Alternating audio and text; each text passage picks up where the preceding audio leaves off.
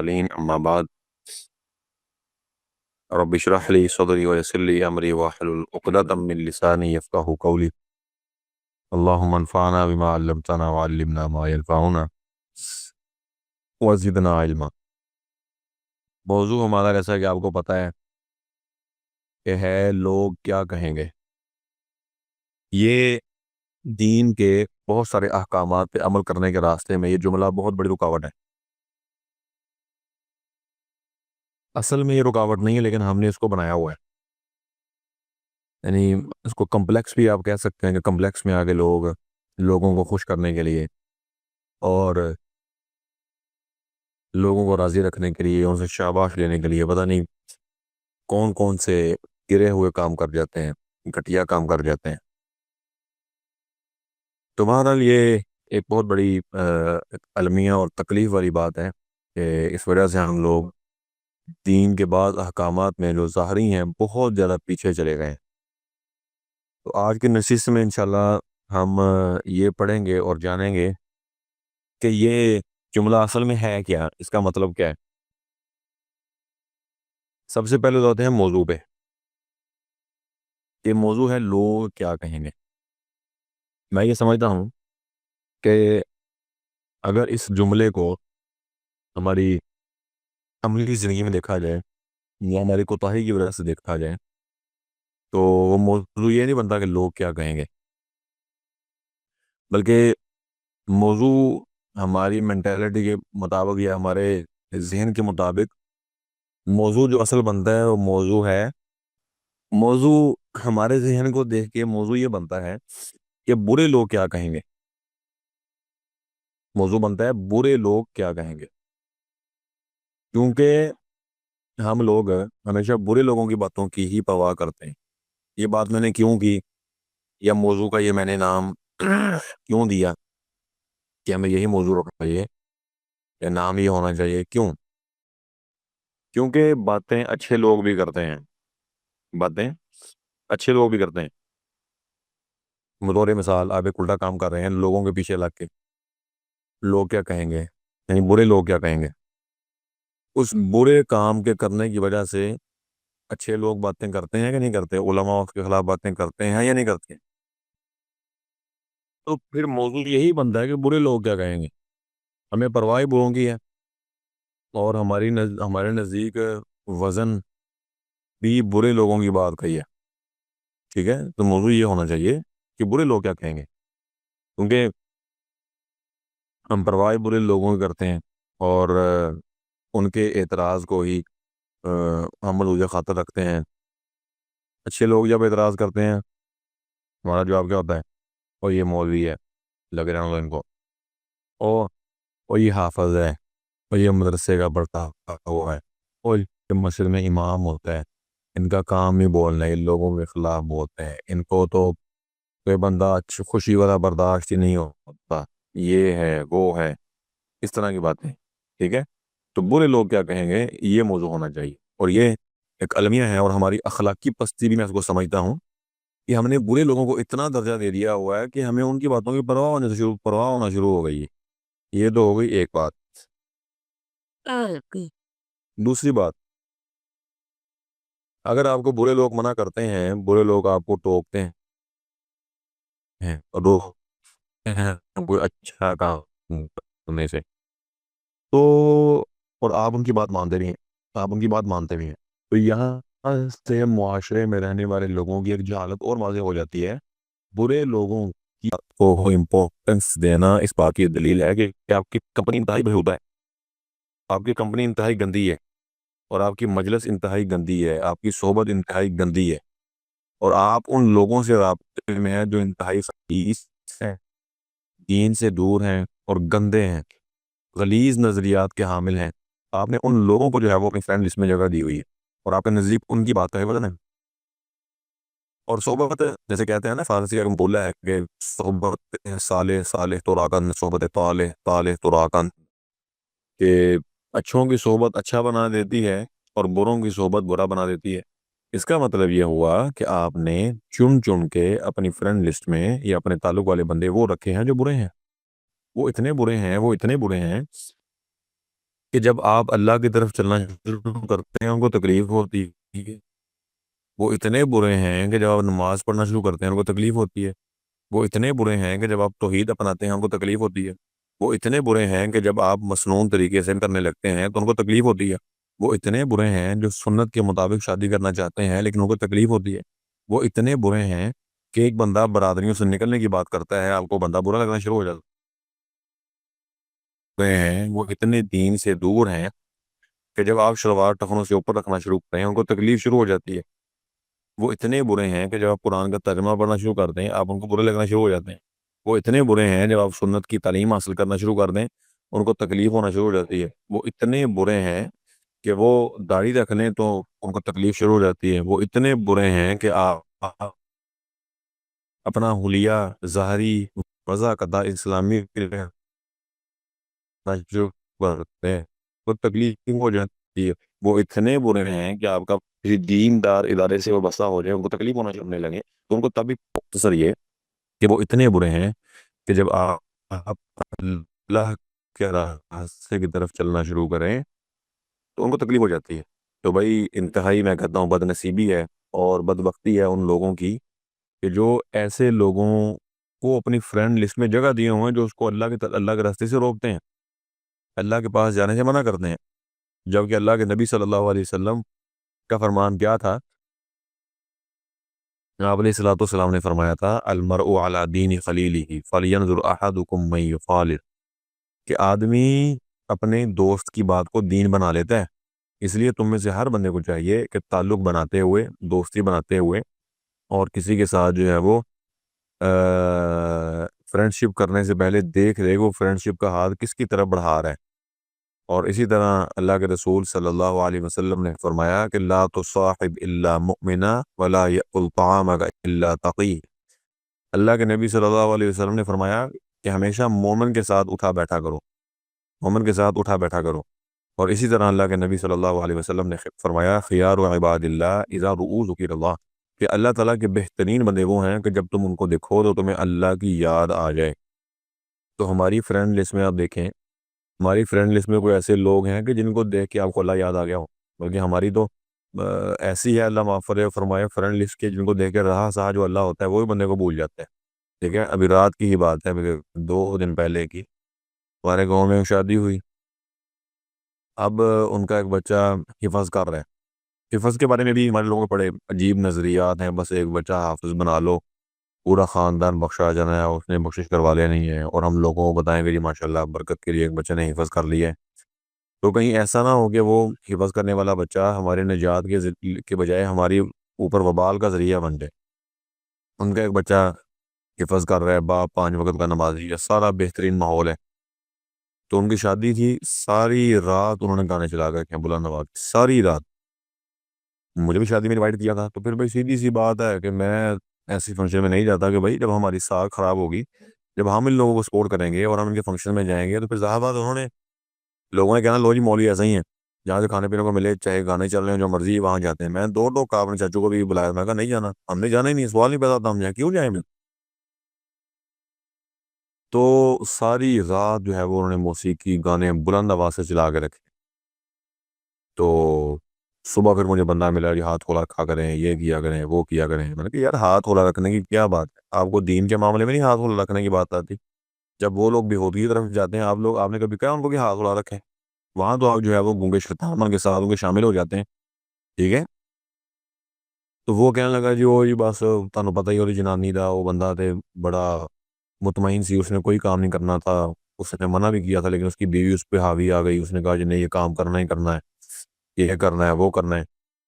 یعنی کہ وہ اس کی بیوی نے کیا کرا کہ اس کے ساری دین داری اس کا بیڑا غرق کر دیا، اس کا ساری دین داری کا جو ہے اس کا بیڑا غرق کر دیا۔ جب یہ ہماری حالت ہے۔ اور اچھی صحبت کے بارے میں، بری صحبت کے بارے میں اللہ کے رسول صلی اللہ علیہ وسلم کی وہ حدیث بڑی معروف آپ نے سنی ہے کہ بری صحبت والے بندے کی مثال ایسی ہے کہ وہ بندہ بٹی کے پاس بیٹھتا ہے اور آگ جلانے کے لیے پھونکے مارتا ہے، اگر تم اس کے پاس جا کے بیٹھو گے تو کچھ چنگاری اڑے گی اور تمہارے کپڑے کے جلا دے گی، اگر چنگاری نہیں اٹھے گی تو دھواں اٹھے گا، دھوئیں کی بدبو تم تک پہنچے گی۔ یعنی کہ ہم نے بدبودار لوگ اور کپڑے جلانے والے لوگ اپنے پاس بٹھائے ہوئے ہیں. یعنی کہ عجیب ہی یہ بات ہے کہ ایک بندے کے کپڑے گندے ہوں, اس کے جسم سے بدبو آ رہی ہو, ہم اس کے پاس نہیں بیٹھتے. اس کی بغلوں سے بدبو آ رہی ہو, ہم اس کے پاس نہیں بیٹھتے. اور اس کے پاؤں سے جو ربوں کی سمیل آ رہی ہو, ہم اس کے پاس نہیں بیٹھتے. برش نہ کرنے کی وجہ سے اس کے منہ سے بدبو آ رہی ہو, ہم اس کے پاس نہیں بیٹھتے. ایک بندے کا سارا کردار ہی بدبودار ہوتا ہے. ایک بندے کے کردار کے ایک ایک منٹ سے بدبو آ رہی ہوتی ہے. ہم ایک منٹ میں اس کے ساتھ جو ہے وہ گلے لگ جاتے ہیں, اس کے ساتھ پی ڈال لیتے ہیں, اس کے ساتھ سینہ لگا لیتے ہیں. شرم نہیں آتی ہے ہمیں؟ حیا نہیں چاہیے, شرم آنی چاہیے. مطلب ہمیں بدبودار جسم تو پسند نہیں ہے, لیکن انتہائی بدبودار کردار ہمیں پسند ہے اور برداشت بھی ہے, اور نہ جانے کس کس حد تک برداشت ہے. تو یہ بہت بہت بڑا یہ المیہ ہمارے معاشرے کا. یعنی کہ اگر آپ برے لوگوں کی باتوں کی پرواہ کر رہے ہیں تو میں پھر کہوں گا کہ آپ کو اس بات پہ افسوس کرنا چاہیے کہ آپ کی فرینڈ لسٹ میں کیسے لوگ ہیں. آپ نے کیسے لوگوں کو جگہ دی ہوئی ہے کہ جو نیکی کے راستے میں رکاوٹ بنتے ہیں, ٹھیک ہے. اور اسی کے ساتھ ساتھ اللہ تعالیٰ کا حکم کیا قرآن میں, وَتَعَاوَنُوا عَلَى الْبِرِّ وَالتَّقْوَىٰ. اللہ نے تو قرآن میں فرمایا کہ نیکی اور تقوی کے کام میں ایک دوسرے کے مددگار بنو, ایک دوسرے کا تعاون کرو. تو ہم ایک دوسرے کا تعاون کرتے ہیں نیکی اور تقوی کے کام میں, ہم تو رکاوٹیں ڈالتے ہیں. جو بندہ سیدھا ہونے لگے ہم تو یعنی کیا کہہ دیتے ہیں اس کو. ابھی میرے دو دوست ہیں گاؤں میں, ابھی قریب ان کی شادی ہے, یعنی ایک کی فروری میں شادی ہے اور دوسرے بھی تقریباً مارچ کے شروع میں یا فروری کے بالکل اینڈ میں اس کی شادی ہے. ابھی وہ دونوں اعتکاف بیٹھے, ماشاء اللہ کافی حد تک بدل گئی, بڑا ان کا رجحان چینج ہوا.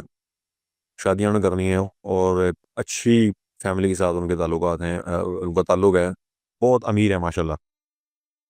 سارا گھرانہ ان پہ فورس کر رہا ہے ان کو کہ ہم نے ڈول بھی بجانا ہے, میوزک بھی چلانا ہے, آتش بازی بھی کرنی ہے, ناچنے والے بھی بلانے ہیں, یہ کرنا ہے وہ کرنا ہے. یعنی ان دونوں کو اپنے گھر والوں کی طرف سے شدید مزاحمت کا سامنا ہے. باہر والوں کی طرف سے نہیں, گھر والوں کی طرف سے.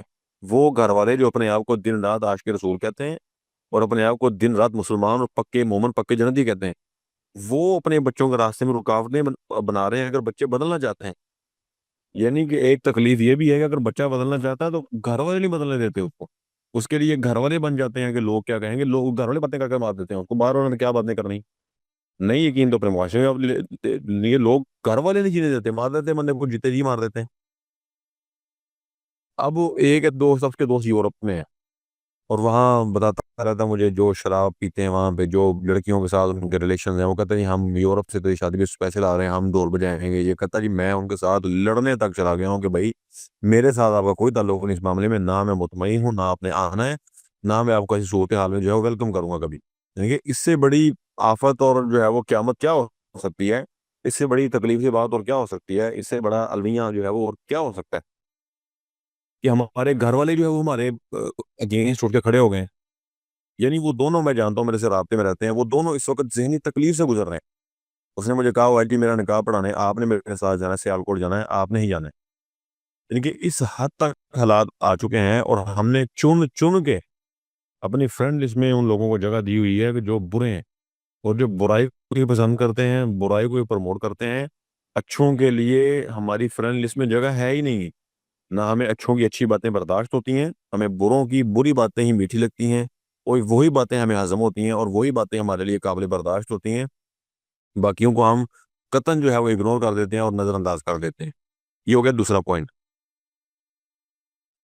تیسرا پوائنٹ یہ ہے کہ لوگ کیا کہیں گے اگر آپ پھر برے لوگ کیا کہیں گے اگر آپ برے لوگوں کی باتوں کی پرواہ کرتے ہیں اور ان کی باتوں کی وجہ سے اپنا ڈیسیجن لیا وہ ڈیسیجن چینج کر جاتے ہیں, یو ٹرن لے لیتے ہیں, آپ تقوی چھوڑ دیتے ہیں, نیکی چھوڑ دیتے ہیں اور ہدایت کا راستہ اختیار کر لیتے ہیں, اور وہ برے لوگ آپ کی شادی میں آگے اپنی مرضیاں کرتے ہیں, آپ کی شادیاں اپنی خواہش کے مطابق کرواتے ہیں, آپ کے نکاح اپنی خواہش کے مطابق کرواتے ہیں, آپ کی تجارت ان کی مرضی سے ہوتی ہے اور آپ کے گھر کے فیصلے ان کی مرضی سے ہوتے ہیں, اور آپ اپنا بزنس ان کے جو ہے وہ مطابق کرتے ہیں. اس کا مطلب یہ ہوا کہ آپ آزاد نہیں ہیں, آپ دنیا کے بدترین غلام ہیں. آپ دنیا کے بدترین غلام ہیں کہ آپ چند برے لوگوں کی باتوں کی وجہ سے اپنے فیصلے چینج کر رہے ہیں. مطلب وہ بندے آپ کے اوپر اتنے حاوی ہو گئے, آپ ان کے اتنے غلام بن گئے کہ جیسے ہم کہتے ہیں نا، ایک جملہ بولتے ہیں، سادے گھر دا معاملہ تینوں کی، ٹھیک ہے، یہاں پہ وہ ہمارے گھر والے معاملے میں، بلکہ گھر کے معاملے میں نہیں، اس سے بھی آگے دین کے معاملے میں وہ بول رہا ہوتا ہے، انگلیاں اٹھا رہا ہوتا ہے ہم پہ، دین پہ اعتراض کر رہا ہوتا ہے، اور ہمارے کان پہ جون تک نہیں ریگتی، ہم اتنے بے شرم ہو جاتے ہیں، ہمارے کان پہ جون تک نہیں ریگتی. اس کا مطلب ہے کہ آپ پھر غلام ہیں اس کے، آپ لوگوں کی باتوں کے غلام ہیں، آپ لوگوں کے اعتراض کے غلام ہیں، آپ لوگوں کے مزاج کے غلام ہیں، آپ لوگوں کے رجحان اور میلان کے غلام ہیں، آپ لوگوں کی خواہشات کے غلام ہیں، آپ لوگوں کی ڈیزائرز کے غلام ہیں، آپ لوگوں کے ذہنی رجحان کے غلام ہیں، اور آپ لوگوں کے ایک ایک لفظ کے غلام ہیں، ایک ایک حرف کے غلام ہیں، اور آپ لوگوں کی آرزوؤں، امیدوں اور امنگوں کے غلام ہیں، اور بدترین غلام ہے کہ آپ نے اللہ کی غلامی قبول نہیں کی، آپ نے اللہ کے رسول کی غلامی نہیں قبول کی، آپ نے اپنی سوسائٹی کی غلامی بڑی آسانی سے قبول کر لی، آپ نے اپنے معاشرے کی غلامی بہت آسانی سے قبول کر لی، آپ نے اپنے یاروں کی غلامی بڑی آسانی سے قبول کر لی، آپ نے اپنی برادری کے لوگوں کی غلامی بڑی آسانی سے قبول کر لی. آپ غلام ہیں، اور بدترین غلام ہیں، برے ترین غلام ہیں، کہ آپ کے گھر کے فیصلے، آپ کے دینی معاملات کے فیصلے وہ لوگ کر رہے ہیں جو برے ہیں، اور جو دین ان سے دور ہیں، اور دین سے دور جانا چاہتے ہیں، اور لوگوں کو لے جانا چاہتے ہیں. یہ تین باتیں ہو گئی موضوع کو سمجھنے کے حوالے سے. اور اسی طرح نمبر 4، چوتھی بات اس حوالے سے میں یہ کہنا چاہوں گا کہ اگر آپ لوگوں کی باتیں مان رہے ہیں اور ان کی باتوں سے امپریس ہو کے اپنا ایک عقیدہ اور نظریہ چینج کر رہے ہیں، جس پہ اسلام کو اتفاق ہے، اسلام کا اتفاق ہے، اللہ نے اس کی تعلیم دی ہے، پھر اس کا سیدھا اور صاف مطلب یہ ہے کہ آپ کو اسلام کی صداقت پہ شک ہے، آپ کو اسلام کے سچا ہونے پہ شک ہے، آپ کو اسلام کے سچا ہونے پہ یقین ہے ہی نہیں، آپ ڈاواں ڈول ہیں، آپ بلیو نہیں کرتے اللہ پہ، آپ بلیو نہیں کرتے اللہ کے رسول پہ، آپ بلیو نہیں کرتے پہ، آپ بلیو نہیں کرتے دین پہ، آپ بلیو نہیں کرتے کتاب و سنت پہ، آپ بلیو کرتے ہیں سوسائٹی پہ، آپ بلیو کرتے ہیں معاشرے پہ، آپ بلیو کرتے ہیں اپنی بیڈ کمپنی پہ، آپ بلیو کرتے ہیں برے لوگوں پہ، آپ بلیو کرتے ہیں 2% کے لوگوں پہ، اور آپ جو ہے وہ بلیو کرتے ہیں معاشرے میں شپر نما لوگوں پہ، آپ بلیو کرتے ہیں لوگوں کے اعتراضات پہ، آپ بلیو کرتے ہیں لوگوں کے رسوم و رواج پہ، آپ بلیو کرتے ہیں خاندانی پنگے جو ہم نے شروع کیے ہیں ان پہ. آپ کا اللہ بلیو نہیں ہے. اگر اللہ پہ بلیو ہوتا تو بلال حبشی کی طرح بندے کو کوئلوں پہ لٹایا جاتا، صحراؤں میں گھسیٹا جاتا، وہ پھر بھی احد احد کہنا نہ چھوڑتا. اگر اللہ پہ بلیو ہوتا تو آپ کو جو ہے وہ حضرت صہیب کی طرح سزائیں دی جاتی ہیں، آپ رب کو نہ چھوڑتے. اگر رب پہ بلیو ہوتا، آپ کو اللہ کے رسول صلی اللہ علیہ وسلم کی طرح تکالیف دی جاتی ہیں، آپ اللہ کو نہ چھوڑ دیں. جس کو اللہ پہ بلیو ہوتا ہے وہ مر جاتا ہے، کٹ جاتا ہے، تنہا ہو جاتا ہے، اکیلا ہو جاتا ہے، لیکن کبھی وہ رب کا در نہیں چھوڑتا، وہ کبھی رب کو نہیں چھوڑتا، وہ کبھی دین، کبھی اسلام، کبھی عقیدے پہ کمپرومائز نہیں کرتا. اس کا مطلب یہ ہے کہ ہمارا بلیو رب پر نہیں ہے، اور ہم جو کہتے ہیں نا مومن ہیں، ہم ایمان والے ہیں، تو ہم جھوٹ بولتے ہیں، دن رات ہم جھوٹ بولتے ہیں کہ ہمیں اللہ کی ذات پہ یقین ہے، بلیو ہے. نہیں ہے یقین. یقین ہوتا تو یقین پہ کٹ جاتے، مر جاتے. یقین بھی راہ جو یقین کی راہ پہ چل پڑے انہیں منزلوں نے پناہ دی، جنہیں وسوسوں نے ڈرایا وہ قدم قدم پر بہکتے ہیں. ہم لوگوں کے بہکانے سے بہکتے ہیں. ہمیں اسلام کی صداقت پہ شک ہے، اسلام کے سچا ہونے پہ یقین نہیں. دیکھیں ایک بندہ، میں اسلامی طریقے کے مطابق ڈیسیجن لیتا ہوں، ایک بندہ آگے 2 باتیں کر کے میرا ڈیسیجن چینج کر دیتا ہے، میرا موقف چینج کر لیتا ہے، اور میرا دماغ کا آگے بیڑا غرق کر دیتا ہے، میری سوچ کو آگے بدل دیتا ہے. اس کا مطلب ہے کہ ہمیں اس پہ بلیو ہوا نا، اللہ پہ تو بلیو کر ہے ہی نہیں. ٹھیک ہے، تو یہ سب سے پہلے میں نے یہ باتیں 4 گزارشات اس لیے کی ہیں تاکہ آپ کو موضوع سمجھ میں آ جائے کہ میں کہنا کیا چاہتا ہوں. ہم نے اس کلاس میں پڑھنا کیا ہے، ہمارا مقصد کیا ہے، ہمارا مدعا کیا ہے یہاں پہ اکٹھا ہونے کا.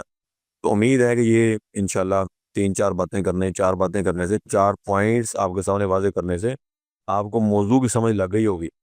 ٹھیک ہے، تو کیونکہ بنیادی بات یہ کہ بندہ موضوع کو سمجھے، یہ نہ ہو کہ میں موضوع سمجھا ہی نہ پاؤں اور جو ہے وہ باتیں کرتا رہوں، آپ کو باتیں نہ سمجھ میں آئیں. تو بہرحال اللہ تعالیٰ ہمیں اپنی ذات پہ یقین کرنے کی اور اپنے ساری سچا پیار کرنے کی اللہ تعالیٰ ہمیں توفیق عطا فرمائے.